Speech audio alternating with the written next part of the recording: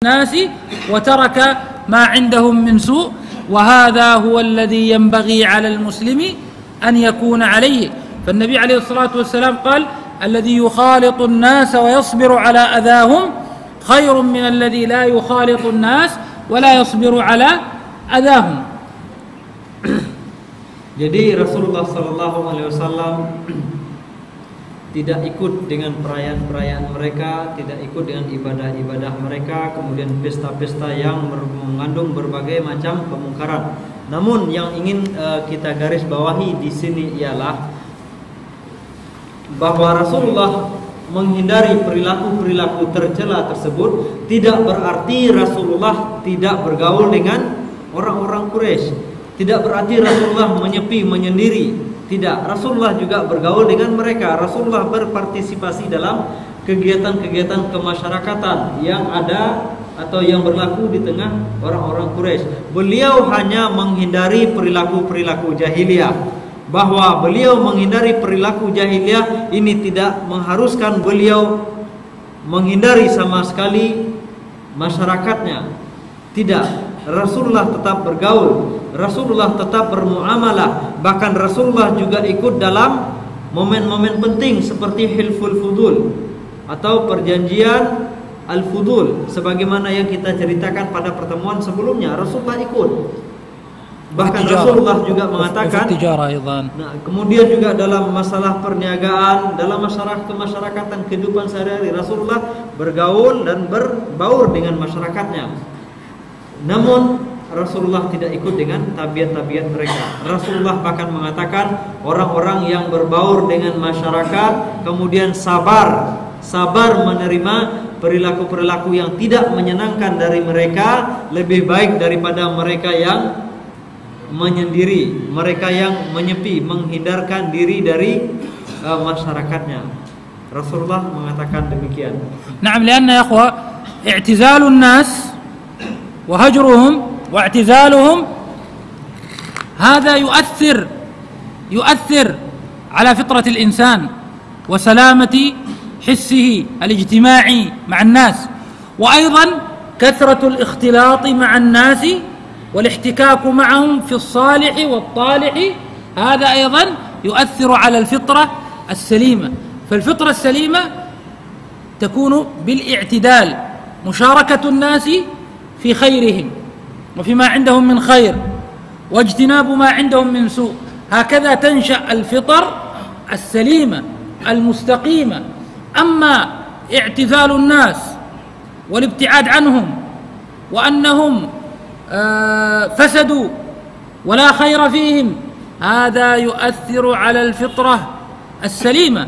ولذلك دائما تنشأ في هذه البيئة التي تعتزل الناس وتجتنبهم وتتركهم تنشأ الأفكار الضالة المنحرفة كما نشأ أصحاب التكفير والخوارج في مثل هذه البيئة. وأيضا كثرة الاحتكاك بالناس والاختلاط بهم في الصالح والطالح والفاسد تسبب خللا في الفطرة المستقيمة أيضا. فالإنسان ينشأ على حب المنكرات ويألفها. فإذن الاعتدال هو أن تأخذ الخير الذي عندهم وتترك الشر الذي عندهم. Jadi jemaah yang dirahmati oleh Allah Subhanahu wa taala, dari sini kita petik sebuah hikmah atau pelajaran penting adalah yaitu menghindari pergaulan dengan masyarakat, menyendiri atau mengisolasi diri. Ini akan menyebabkan khalal atau akan menyebabkan efek negatif terhadap fitrah atau kepribadian kita, juga akan membuat tumpul kepekaan sosial. Ini berdampak negatif. Menyendiri, mengisolasi diri, tidak peduli dengan orang lain akan menimbulkan ketimpangan kepribadian. Ada hal-hal yang tumpul dalam diri kita ini, yaitu kepekaan sosial. Nah, kemudian sebaliknya juga, yaitu menceburkan diri bulat-bulat ke tengah pergaulan masyarakat, semuanya dimasuki, yang baik dan yang buruk. Pokoknya semua lakukan. Ini juga merusak fitrah kita. Mengapa? Karena orang akan terbiasa saja melihat hal-hal yang maksiat. Ya tidak ada lagi rasa, yakni tidak ada lagi rasa memusuhi kemungkaran, itu tidak ada. Karena saking seringnya kita lihat, saking biasanya kita lakukan atau kita berada di tengah mereka, sehingga tidak ada kepekaan kita untuk melakukan ingkar mungkar. Jadi yang selamat itu, yang bagus itu adalah berada di pertengahan. Itulah dia fitrah yang terbaik. Bagaimana kita menjaga fitrah seperti itu? Kita bergaul, kita ambil yang baik, kemudian kita hindari hal-hal yang tidak baik. Jika tidak demikian, pasti akan menimbulkan efek negatif. Nah, orang-orang yang mengisolasi diri, memecilkan diri, biasanya dari sinilah timbul pemikiran-pemikiran yang menyimpang. Firqah-firqah yang sesat itu seperti itu. Seperti orang-orang Khawarij dan orang-orang takfir itu berasal dari kondisi seperti ini. Juga orang-orang Mu'tazilah, mereka menyendiri, mencoba untuk berlepas diri dari lingkungan sosialnya, sehingga melahirkan pemikiran-pemikiran yang menyimpang. Dan sebaliknya juga orang yang menceburkan dirinya, mengikuti semua kebiasaan yang berlaku di tengah masyarakat, tidak peduli apakah itu baik dan buruk, mereka akan terjerumus ke dalam maksiat, akan menganggap biasa maksiat-maksiat yang terjadi. Nah, ini juga tidak baik. Jadi tetaplah kita berada di tengah, kita bergaul di tengah masyarakat, kita berbaur tetapi tidak lebur. Nah, kira-kira seperti itu. Nah, kita tidak cair ikut pada mereka, kita berbaur tetapi tidak mencair. Kita ada ada identitas kita tetap terjaga. Yang benar kita ambil, yang salah kita jauhi. وهذا الذي كان عليه النبي عليه الصلاة والسلام. كان يعتزل في غار حراء يتعبد ويتفكر في خلق الله عز وجل، ثم يشاركهم إن كان عندهم خير من بناء كعبة أو تجارة أو حلف الفضول أو زواج أو غيرها من الأمور التي توافق الفطرة السليمة. نقف عند هذا، وإذا كان الأستاذ الفاضل عنده إضافة فليتفضل مشكورا. Jadi demikian Rasulullah Sallallahu Alaihi Wasallam. Beliau hidup di tengah masyarakatnya. Beliau tidak memencilkan diri, beliau tidak mengisolasi diri. Meskipun misalnya beliau kemudian melakukan tahannus di Gua Hira, i'tizal, namun beliau tidak melulu di sana. Jadi ada masanya terjun ke masyarakat, bergaul di tengah masyarakat. Itu pun beliau lakukan tidak sepanjang tahun, hanya pada bulan Ramadan. Sebenarnya i'tizal yani tahannus di Ramadan faqat. Al-i'tikaf ba'da al-ba'tsah yani? Qabla al-ba'tsah. Na'am. Itu hanya pada bulan Ramadan. Itu Rasulullah menyendiri di Gua Hira sebelum kenabian. Selain bulan-bulan itu, selain hari-hari itu, Rasulullah hidup di tengah masyarakat dan tidak memencilkan diri. Demikian. Jadi begitu Rasulullah SAW, dan itu pula yang harus kita pedomani, bagaimana kita hidup di tengah masyarakat. Dan karena itu pula masyarakat tahu ini yang kita sampaikan benar atau tidak. Mungkin sedikit saya tambahkan dari apa yang katakan beliau tadi. Apalagi misalnya kita sampaikan itu sesuatu yang tidak biasa, yang mereka belum pernah dengarkan, baru kali ini mereka dengar. Kemudian mereka lihat pula kita tidak mau bergabung sama mereka, maka semakin punya pembenarlah masyarakat itu bahwa ini yang mereka sampaikan pasti aneh. Tapi kalau misalnya kita bergaul, kita biasa ikut dengan kegiatan-kegiatan masyarakat, selagi itu masih baik, mereka akan paham, oh ternyata samanya sama kita, hanya dalam masalah ini saja mereka berbeda. Dan lama-lama mereka akan berpikir, yang perbedaan ini yang salah siapa, atau yang baik mana, saya atau dia. Nah, mungkin juga bagi akhwat, barangkali bagi akhwat atau bagi kaum muslimah yang bercadar, ini juga menjadi saya punya catatan tersendiri. Catatannya bagaimana?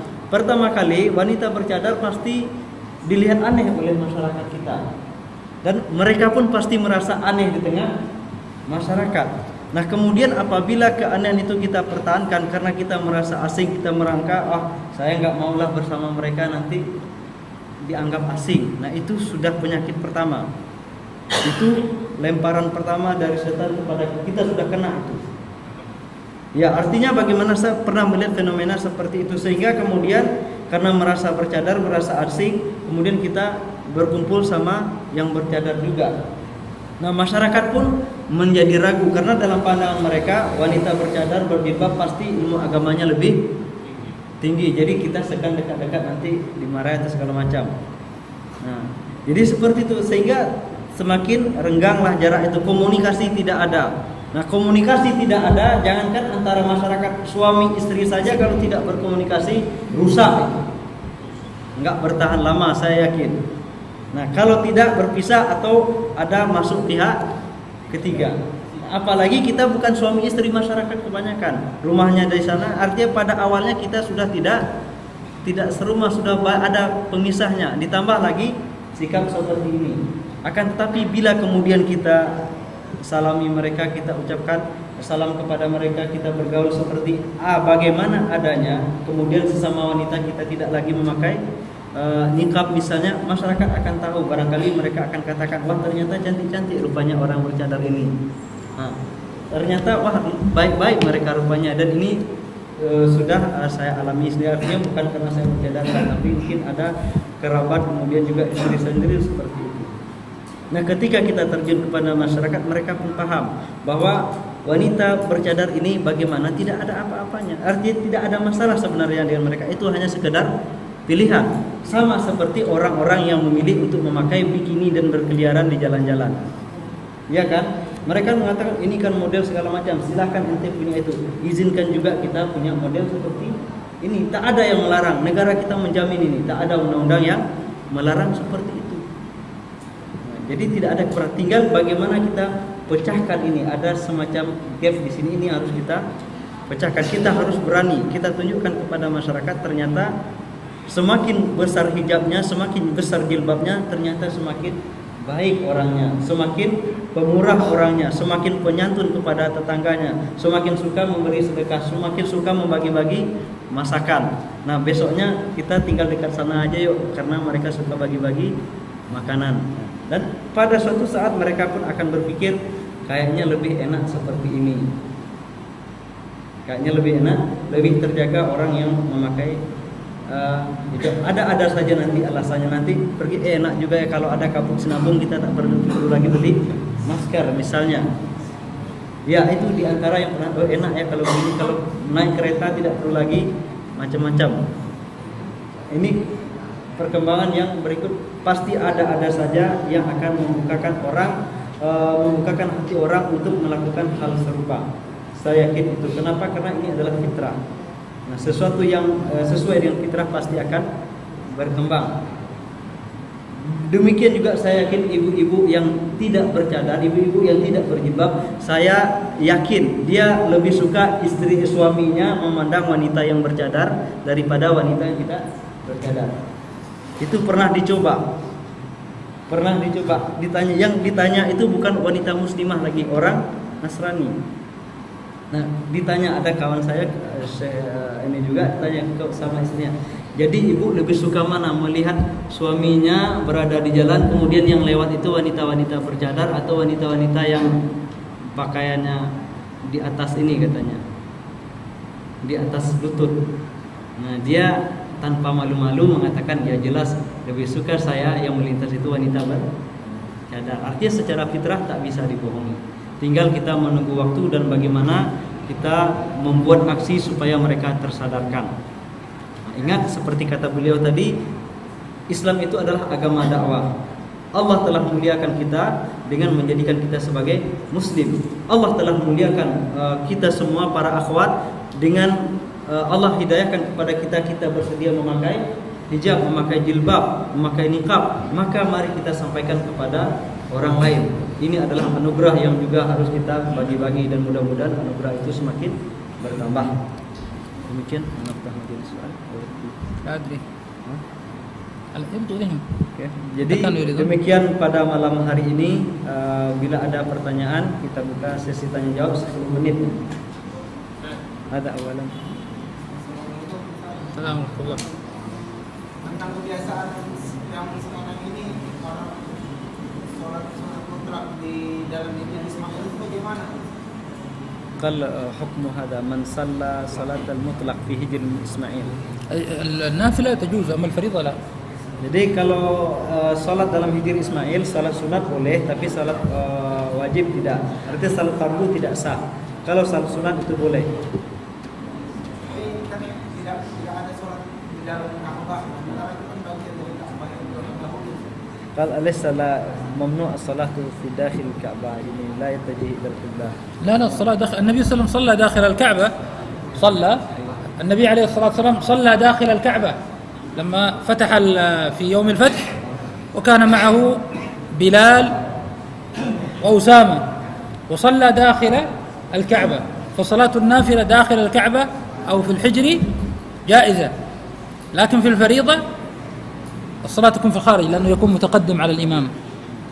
Jadi salat di dalam Ka'bah juga dalam batas hijir Ismail itu boleh kalau salat sunat. Karena Rasulullah sendiri pun pernah salat di dalam Ka'bah. Ketika Fathu Makkah, Rasulullah salat di dalam Ka'bah. Saat itu beliau juga bersama dengan Bilal. Itu salat sunat. Namun salat wajib itu harus di luar hijir Ismail. Karena kalau dalam Ka'bah berarti akan di depan imam. طبعا هو لا يسمى حجر إسماعيل ويسمى الحجر أو الحطيم، لكن الناس أصبحوا يقولون حجر إسماعيل لأنه بعد إسماعيل أصلا. في أيام إسماعيل لا يوجد حجر، يوجد كعبة كاملة، فهو اسمه الحجر أو اسمه الحطيم، لكن الناس يعني أصبحوا يقولون هكذا فقط. Jadi sebenarnya itu tidak, nama pada awalnya bukan hijir Ismail, karena ketika zaman Nabi Ismail itu belum ada namanya hijir saja batu tembok. Nah kemudian atau hatim, al-hatim atau al-hijr, al-hatim atau hijir. Jadi tidak ada hijir Ismail. Nah nama ini datang belakangan saja setelah menjadi tembok seperti itu, orang-orang pun menyebut hijir Ismail. Jadi sebenarnya pun tidak ada kaitan dasar historisnya, tidak ada mengapa itu disebut dengan hijir Ismail. Apakah di situ Ismail berdiri segala macam, tidak ada. Hanya disebut oleh orang-orang belakangan. Betul Ustaz, ketika pembangunan Ka'bah yang dibangun oleh Nabi Ibrahim dan Ismail, apakah itu pernah ditinggali, ditempati oleh Nabi Ibrahim dan Ismail sebagai tempat tinggal Ka'bah? Nah, ba'da an yabnahu Ismail wa Ibrahim alaihissalam al-Ka'bah, hal sabaqa an yaskun Ismail fi dakhil? لا وبيت الله عز وجل لا يسكن فيه أحد، وليس من تعظيمه أن يسكن فيه أحد، لأنه لا يصلح لما يحصل من الإنسان عادة. Jadi tidak, Nabi Ismail tidak pernah tinggal di sana, juga tidak pernah ada orang yang tinggal di dalam Ka'bah itu sebagai penghormatan atau pemuliaan kita terhadap masjid tempat ibadah kepada Allah. أيضا لأن إسماعيل عليه السلام وأمه سكنوا في مكة سنين قبل أن يأتي إبراهيم، وإسماعيل قد أصبح شابا ويبني الكعبة، فهم كان هناك قبيلة جرهم سكنات، وإسماعيل وأمه وتكاثروا وتناسلوا ثم بني البيت بعد ذلك. Kemudian pun Ka'bah itu dibangun bukan semenjak Nabi Ismail kecil. Artinya sekian tahun kemudian Nabi Ismail ditinggal sama ibunya di sana oleh Nabi Ibrahim. Kemudian beliau tinggal di kota Mekah. Kemudian datang kabilah Jurhum. Nabi Ismail dewasa, kemudian sudah menikah. Nah kemudian baru Nabi Ibrahim datang untuk membangun Ka'bah. Jadi Ka'bah itu belakangan. Jadi tidak semenjak Nabi Ismail kecil.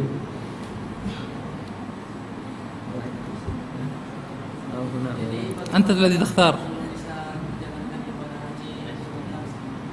Gimana?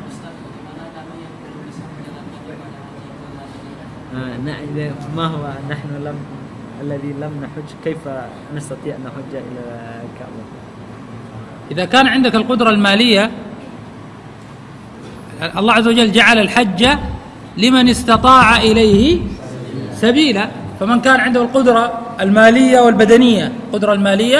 والبدنية فهذا يسارع بالحج. أما من ليس عنده القدرة والاستطاعة فهذا لا يكلفه الله عز وجل، الحج ليس واجبا عليه حتى يكون عنده استطاعة.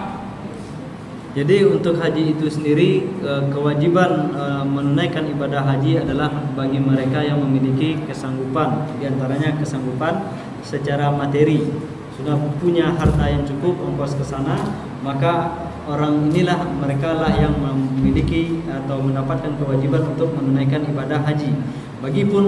Adapun bagi mereka yang tidak memiliki kesanggupan tersebut, maka kewajiban itu tidak ada.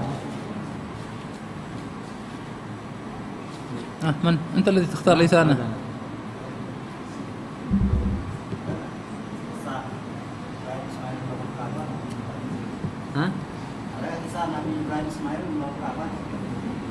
هل يوجد قصة إبراهيم وإسماعيل يبني الكعبة في إنجيل؟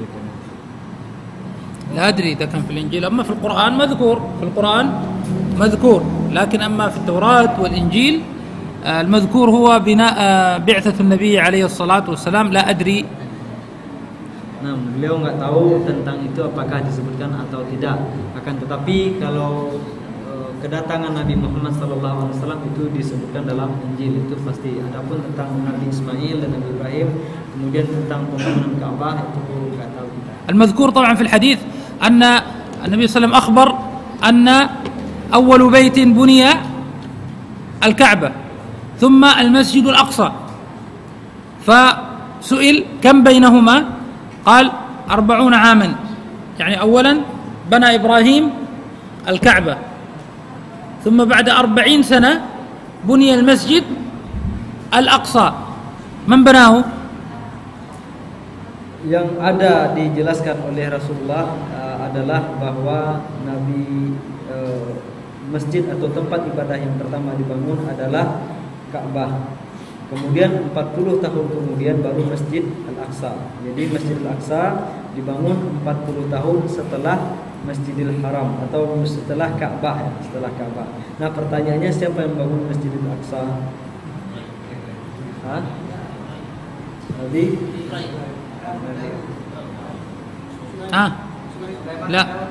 لا 40 سنة فقط إبراهيم، بعده 40 سنة. 40 tahun setelah Nabi Ibrahim. Nabi Sulaiman udah jauh kali itu. إسحاق. من قال يعقوب؟ ممتاز. يعقوب عليه السلام، يعقوب ابن إسحاق ابن إبراهيم بنى بينهما 40 سنة.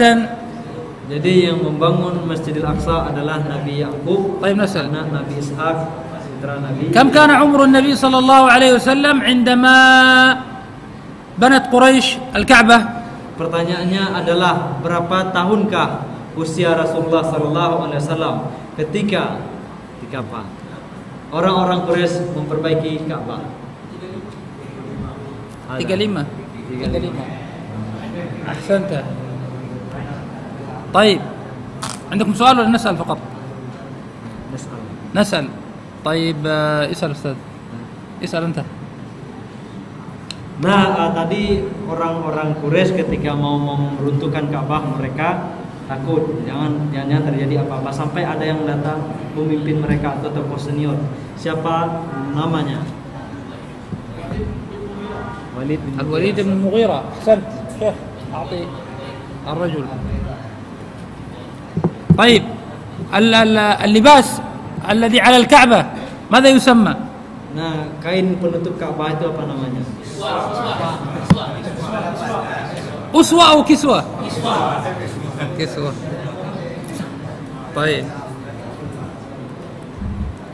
طيب من هو الذي أراد أن يبني الكعبة أو بنى الكعبة كما بناها إبراهيم؟ Nah, siapakah yang sempat membangun kembali Ka'bah seperti yang dibangun oleh Nabi Ibrahim? عبد الله بن الزبير. عبد الله ابن الزبير. طيب النبي عليه الصلاة والسلام كان يعتزل قريش، أين كان يذهب؟ Rasulullah SAW sempat menyendiri, meninggalkan atau pergi menyendiri. Kemana beliau pergi? أنا سمعته. غار حراء. غار حراء في أي جبل؟ Nah, di gunung apa Gua Hira itu? جبل النور. جبل النور. بارك الله فيكم وجعلنا وإياكم من العاملين لدينه المهتدين بهدي نبيه عليه الصلاة والسلام. وصلى الله على نبينا محمد وآله وصحبه أجمعين. سبحانك اللهم وبحمدك أشهد أن لا إله إلا أنت أستغفرك وأتوب إليك. Assalamualaikum warahmatullahi wabarakatuh.